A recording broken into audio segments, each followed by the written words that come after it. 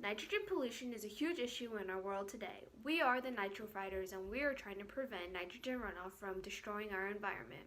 One way we can all help save our planet is through DIY do-it-yourself compost. Many people and farmers use nitrogen fertilizers to enhance the growth of their plants or crops.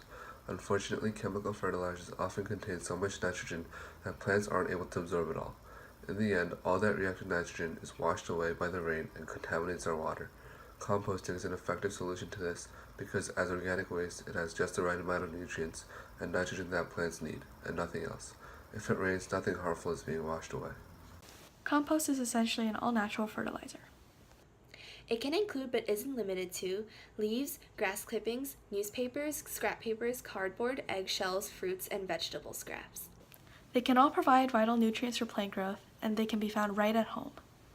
Making your own compost isn't actually that difficult.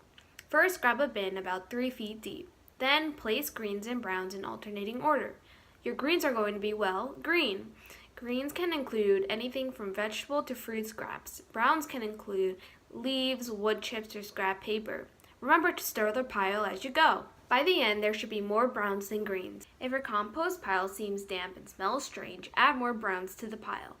If your compost pile seems extremely dry and brown, add more greens and water for moisture.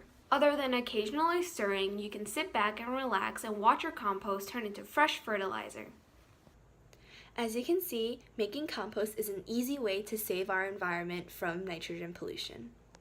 It might seem like a small thing, but if we all work together, we can definitely lead our community into a cleaner, greener world. We are the Nitro Fighters, and we invite you to join us on our journey to fight the Nitro fight. Join us in creating our own fresh compost.